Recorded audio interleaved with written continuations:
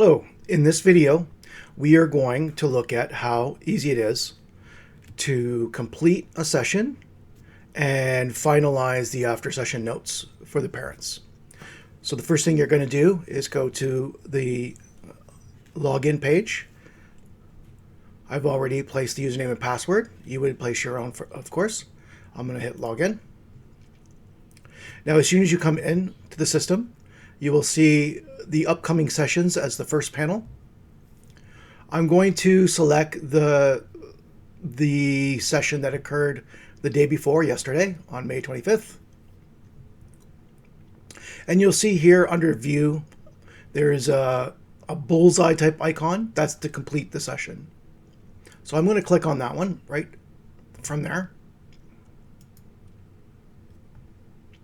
Perfect. Now the first thing we need to do is make sure that we track how the session went. You may have different types of what we call session completion types. The defaults are open, canceled, missed, and completed. Now your business owner may have other types based on how they track their sessions. For this demonstration, I'm going to choose the completed.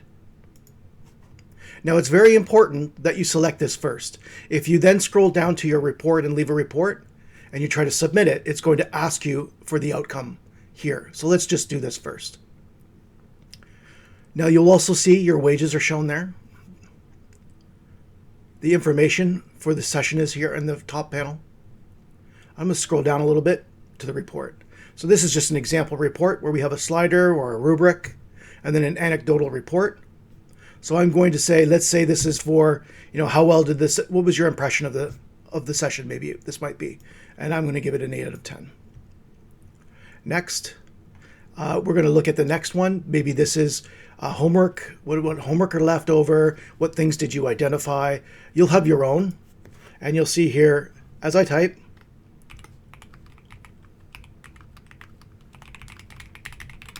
I know. What a horrible thing to say. It was a good session, misspelled it.